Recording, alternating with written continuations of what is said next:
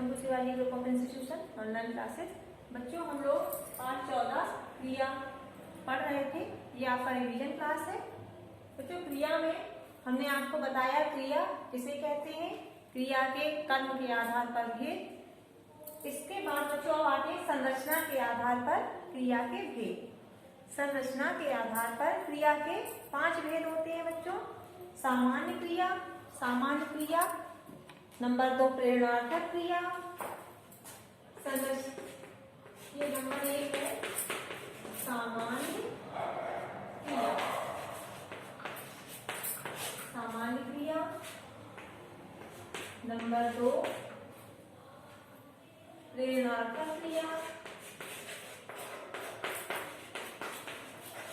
प्रेरणार्थक क्रिया, नंबर 3 संयुक्त क्रिया, संयुक्त क्रिया, नंबर 4 पूर्वकालिक क्रिया, पूर्वकालिक क्रिया, और नंबर 5 है हमारी नामधातु क्रिया, नामधातु क्रिया। बच्चों क्रिया, क्रिया के कर्म के आधार पर भेद हम लोग पढ़ चुके हैं। सकर्मक क्रिया, अकर्मक क्रिया। अब संरचना के आधार पर क्रिया के 5 भेद होते हैं। सामान्य क्रिया, सामान्य क्रिया जहां एक ही मूल धातु से बने क्रिया शब्द पदों का प्रयोग किया जाता है उसे हम सामान्य क्रिया कहते हैं। जैसे गाय ने चारा खा लिया। बच्चों फिर आते हैं नंबर 2 प्रेरणार्थक क्रिया। प्रेरणार्थक क्रिया में बच्चों होता है जब कर्ता स्वयं कार्य न करके दूसरों से कार्य करवाता है उसे हम प्रेरणार्थक क्रिया कहते हैं।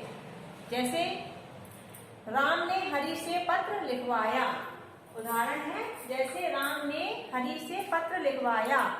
तो ये क्या है, राम करता है, वो स्वयं कार्य नहीं कर रहा है, हरि के द्वारा पत्र लिखवा रहा है। तो ये क्या है, प्रेरणार्थक क्रिया। जिस क्रिया में कर्ता स्वयं कार्य नहीं करता है और दूसरे से कार्य करवाता है, प्रेरणा देता है दूसरे से कार्य करने की, उसे हम प्रेरणार्थक क्रिया कहते हैं। नंबर इसमें भी बेटा 2 प्रेरणार्थक क्रियाएं होती हैं, 2 भेद होते हैं। प्रथम प्रेरणार्थक क्रिया, प्रथम प्रेरणार्थक क्रिया में कर्ता स्वयं कार्य करने में सम्मिलित होता है। जैसे दादी माँ बच्चों को कहानियां सुनाती हैं, तो दादी माँ इसमें क्या है, करता है लेकिन उसमें सम्मिलित है, दादी माँ कहानियां सुनाती हैं। फिर बच्चों आते हैं द्वितीय प्रेरणार्थक क्रिया। द्वितीय प्रेरणार्थक क्रिया में कर्ता स्वयं कार्य न करके दूसरे को कार्य करने के लिए प्रेरित करता है, इसे हम द्वितीय प्रेरणार्थक क्रिया कहते हैं। जैसे अध्यापक विद्यार्थियों से प्रश्न हल करवाते हैं, अध्यापक विद्यार्थियों से प्रश्न हल करवाते हैं, तो ये हमारी द्वितीय प्रेरणार्थक क्रिया हो गई। नंबर 3 पर बच्चों आते हैं संयुक्त क्रिया। संयुक्त क्रिया जिन वाक्यों की एक से अधिक क्रियाएं मिलकर एक ही कार्य को पूर्ण करती हैं उसे हम संयुक्त क्रिया कहते हैं। जैसे बालक रोने लगा, जैसे है बालक रोने लगा, तो इसमें क्या है, एक से अधिक क्रियाएं हैं, क्योंकि रोने लगा तो रोना भी एक क्रिया है, रोने लगा, रोने लगा, तो ये क्या है, रोना भी एक क्रिया है और लगा भी एक क्रिया है। तो इसमें क्या है, एक से अधिक क्रियाएं प्रयुक्त होती हैं और कार्य एक ही पूर्ण होता है, उसे हम संयुक्त क्रिया कहते हैं। बच्चों इसके बाद आते हैं पूर्वकालिक क्रिया। पूर्वकालिक क्रिया में जिस किसी वाक्य में कर्ता क्रिया से पहले, पूर्वकालिक क्रिया क्या है बच्चों, किसी वाक्य में मुख्य क्रिया से पहले, किसी वाक्य में मुख्य क्रिया से पहले होने वाली क्रिया पूर्वकालिक क्रिया कहलाती है। पूर्वकालिक क्या है, जो एक पूर्ण क्रिया होगी लेकिन उससे पहले भी एक क्रिया प्रयुक्त हुई होगी वाक्य में, उसे हम पूर्वकालिक क्रिया कहते हैं। जैसे वह दौड़कर आया, जैसे है वह दौड़कर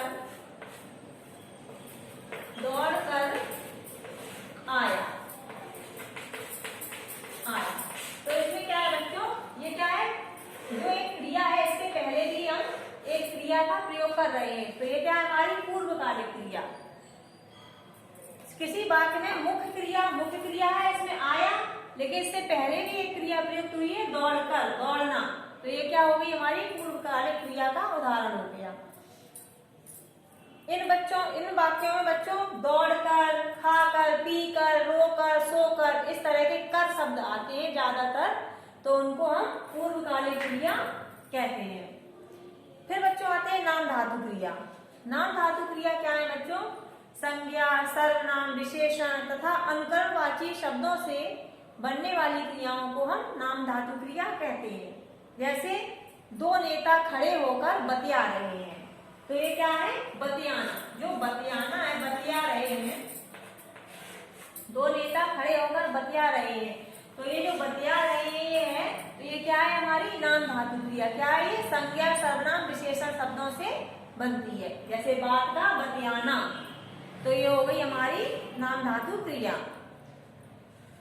बच्चों इस प्रकार क्रिया का पाठ पूरा होता है। क्रिया किसे कहते हैं? क्रिया के भेद, कर्म के आधार पर भेद, फिर उसके बाद संरचना के आधार पर भेद। संरचना के आधार पर 5 भेद होते हैं: सामान्य क्रिया, प्रेरणार्थक क्रिया, संयुक्त क्रिया, पूर्वकालिक क्रिया, नाम धातु क्रिया।